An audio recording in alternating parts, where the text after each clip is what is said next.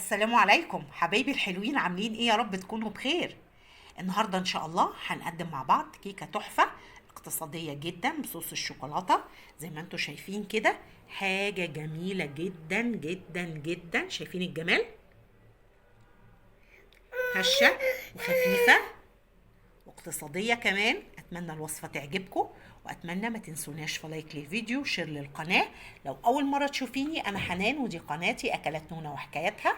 بنقدم طبخات وحلويات وحكايات وحاجات حلوه كتير. يلا بينا على حلقتنا. المكونات بتاعت الكيكه بتاعتنا احنا عملناها كتير يا جماعه مع بعض، لكن من باب التذكره عندنا كوبايه الا ربع من اللبن الحليب، كوبايه سكر، واحنا عندنا سكر في الصوص بتاع الشوكولاته. عندنا تلت كوبايه من الزيت، عندي 4 حبات من البيض، وهضيف عليهم 2 باكو من الفانيليا اهو. لو عندك فانيليا سايله تبقى لذيذه. تمام. وعندي كمان شويه من معلقه كده من الخل محسن الكيك بتاعنا اهو. هننزل بالمكونات بتاعتنا على الخلاط، وبعدين نرجع نضيفها على الدقيق. عندي 3 كوبايات من الدقيق متعدد الاغراض، وعليه 1 من البيكنج باودر. انا نخله الدقيق ونخلت معاه البيكنج باودر. تمام يا جماعه. هنزل كمان بمعلقتين من الكاكاو، هنخلهم بالشكل الجميل ده عشان تحسبا الجو برد يا جماعه، عشان ما يبقاش فيه اي تكتلات. شايفين التكتلات اللي بتبقى في الكاكاو؟ ما تبوظليش الكيكه بتاعتي. تمام اهو. وبعدين هنزل بالخليط بتاعي. انا ضربت المكونات السايله بتاعتي يا جماعه في الخلاط بعد صوص الشوكولاته. تمام، عشان كده هي واخده ايه اللون ده. هنبدا نقلب المكونات بتاعتنا، نخلطها كويس قوي اهو. ونحاول ان احنا الخلط بتاعنا يكون في جهه واحده، عشان ايه؟ لو معانا عروسه مبتدئه كده لسه سنه اولى مطبخ اهو، لحد لما نتاكد ان الكيكه اتقلبت كويس قوي، عشان ما يبقاش فيه دقيق باقي في البوله بتاعتنا من تحت. لذلك انا مش عايزه افصل الفيديو اهو. بسم الله. وانا عايزه الكيكه بتاعتي مش هيبقى القوام بتاعها خفيف قوي، انا عايزاها تكون يعني الى حد ما متماسكه. بسم الله. اللهم صل وسلم وبارك على رسول الله. صلوا على رسول الله يا جماعه. بسم الله اهو كده. الكيكه بتاعتنا شايفين لسه في شويه دقيق فوق اهو اهو، من تحت ومن كل الجهات، لحد لما كله يختلط مع بعضه. تمام.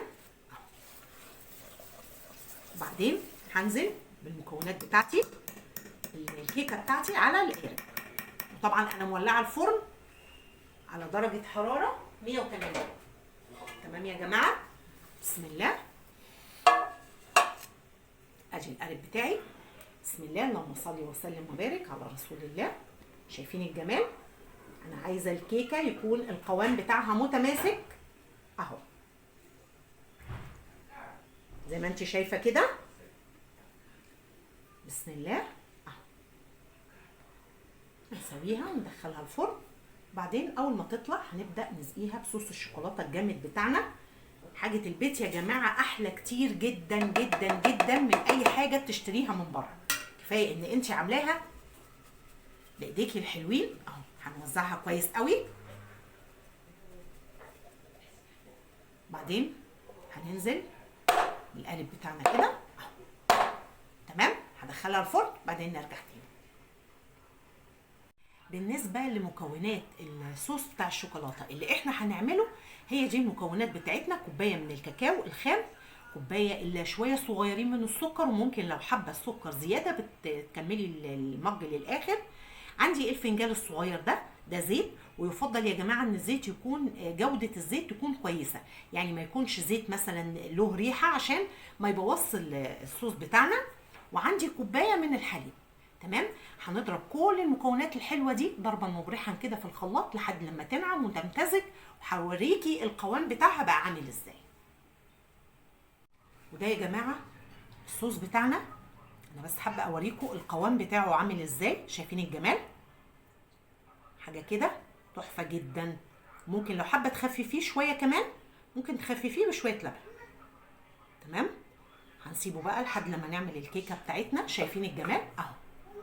بصي القوام بتاعه، يعني انا هحاول اخففه بحوالي مثلا ربع كوبايه لبن عشان يبقى ايه، هو كده تقيل معانا. لكن شايفين الجمال؟ لو حبيتي بقى تحطيه في عبوات وتستخدميه احلى من الدانت، وممكن تديله شوكولاته شيبس على الوش بتاعه، في منتهى الجمال. حاجه كده تحفه جدا. تمام. يلا بقى نعمل الكيكايه. طلعنا الكيكايه بتاعتنا من الفرن يا جماعه. هنبدا نعمل فيها فتحات كده.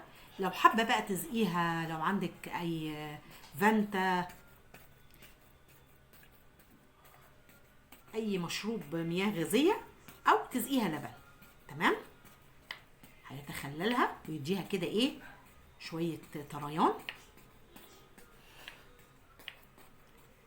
اهو بالشكل الجميل ده. انا بالنسبه لي هديها شويه من اللبن. بسم الله، اللهم صل وسلم وبارك على رسول الله.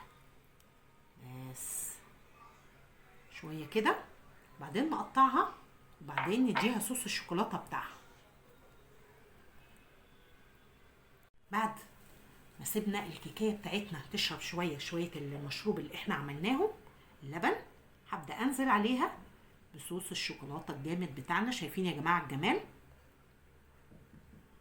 هنزقيها بقى كلها بالشكل ده.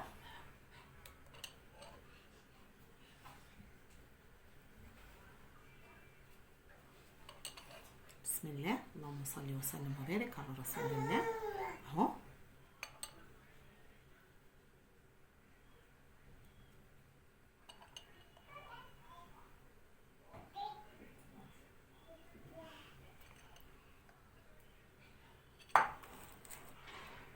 هنكتفي ان احنا نسيب الصوص عليها بالشكل ده؟ لا طبعا، احنا هنحاول ان احنا نعمل، احنا عاملين فتحات تمام، لكن هنحاول ان احنا نوسع الفتحات بتاعتنا. بسم الله. بصوا يا جماعه، شايفين بالشكل ده؟ عشان الشوكولاته بتاعتي تتوغل بقى وتنزل تحت. انتوا متخيلين الموضوع كبير قوي يا جماعه. الصوص بتاع الشوكولاته ريحته حلوه جدا اهو. شايفين اهو بالشكل ده اهو. الشوكولاته بتدخل فيها كده اهو بين الفتحات بتاعتها. شايفين اهو.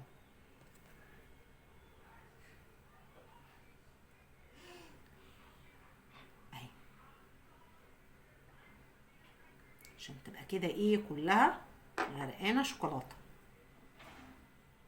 اهو. شايفين يا جماعه الشوكولاته بتنزل جوه ازاي اهي؟ شايفين الجمال اهو. دي الفتحه التانيه اهي.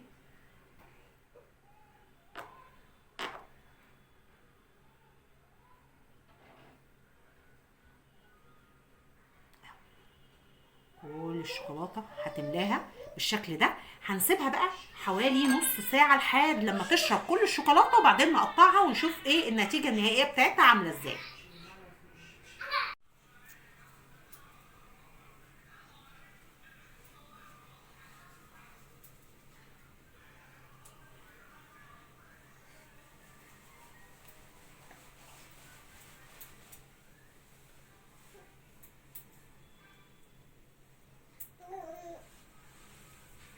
دي يا جماعه الكيكه بتاعتنا بعد ما طلعت من الفرن.